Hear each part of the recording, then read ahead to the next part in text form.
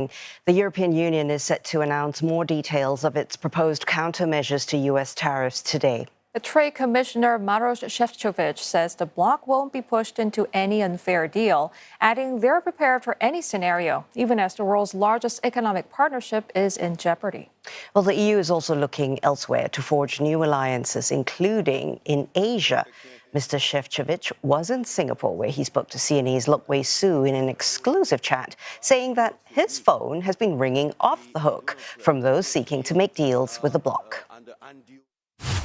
After the April 2nd, we see that the global trade has significantly changed, and indeed our phones are ringing permanently, and we very much welcome that because we want to make sure that we will forge the new partnerships, new cooperation, and accelerate all our free trade agreements which are currently being negotiated with our partners. And that brought me here to Singapore because as you know, Singapore is very proud to be a pathfinder for many of the new areas of cooperation, and therefore also this digital agreement, first of its kind, it's really groundbreaking, and we see as a Singapore as a very important partner also to compare the notes and give us advice because we want to have much closer relationship with ASEAN countries. You are also speaking to Malaysia and Thailand, yes. People are ASEAN. But if we look at countries that have tried to sign free trade agreements with the EU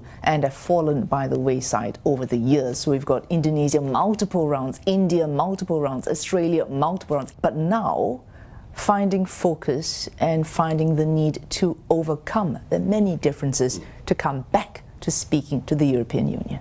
I think we just have to accept that there is a new global paradigm shift. I mean, the trade, I'm afraid, will not be as it was the last year, and therefore I think we should all kind of push ourselves harder to find the mutually advantageous solutions. And if I look at how our talks are going on with Indonesia, I believe that we have 3-4 things we have to resolve, and we can proceed to the final stretch. We are talking very regularly with Thailand, with Philippines, and what I very much welcome is all of them would like to conclude at latest this year. So I think that what is really happening, and I would say the silver lining of this post-April 2nd, is that we are talking to each other with such an openness and such a renewed energy for giving the global trade the political backing it needs, to create the frame it needs, and it kind of pushes us into the close cooperations with the country despite the geographical distance. I notice you mentioned April 2nd, and I don't know if it's deliberate, not mentioning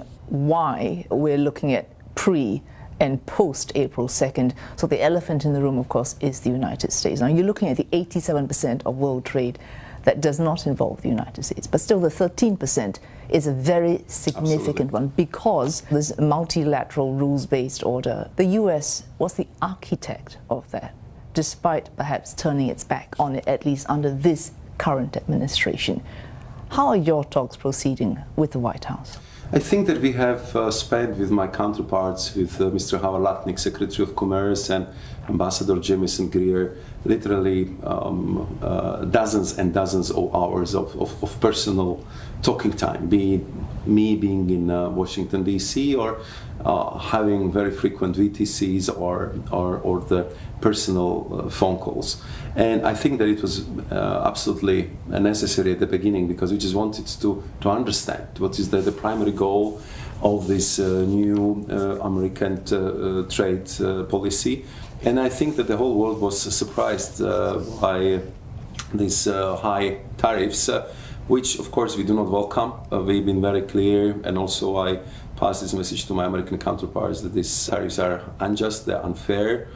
We cannot accept them as they are, but at the same time we share a lot of commonalities. First and foremost, we fully understand that the United States of America wants to reindustrialize the economy. We are doing exactly the same in European Union. We are both fighting huge dependencies, be it on critical raw materials, be it on precursor for the pharmaceutical production, or be it on some specific technologies if it comes to the semiconductors. So we, as a closest ally and biggest traders, I mean, just for your information, our trade on annual basis is 1.6 trillion euros. I mean, it's massive trade. It's 30% of the global trade. So I am absolutely convinced that we should be able, as allies, strategic partners for decades, to find a solution to this problem, and this is what we are doing. Therefore, I offered to my counterpart zero tariffs for cars, for industry. I was putting on the table the possibility, what can we do to work together on the common standards, which would make it for our traders easier to trade.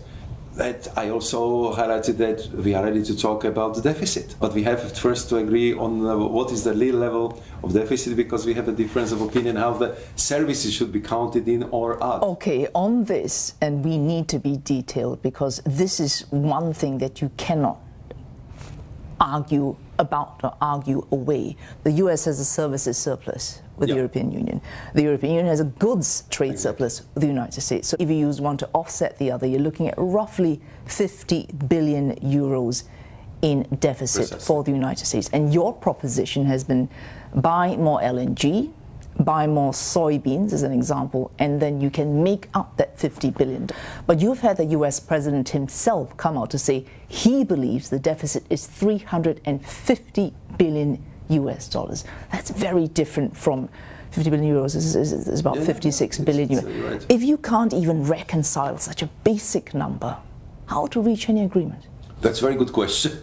And therefore we are coming back to this number a lot. I mean, the first thing which is quite clear from, I would say, these hours we spent together with my American partners is the fact that they do not want to factor in the reality that they have significant surplus in services, more than 100 billion euros. So the figures which you very correctly mentioned a minute ago, they are the official figures of the European Statistical Office. It's not my figures, these are the figures which invite the dozens, if not hundreds of statisticians in European Union. And what I'm saying is that if our problem is a deficit of 50 billion euros, comparing to 1.5, 1.6 trillion euros of the trade, that we should be able to solve it very, very quickly. I mean, there is a lot of things we are interested in. I was, in my previous mandate, responsible for energy security, for the energy union. I was organizing common purchase for gas supplies for all EU member states. And I know that we are very much interested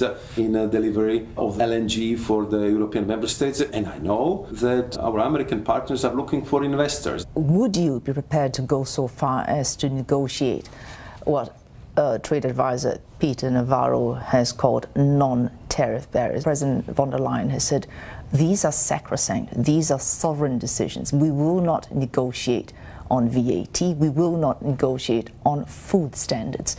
Could the EU move on that?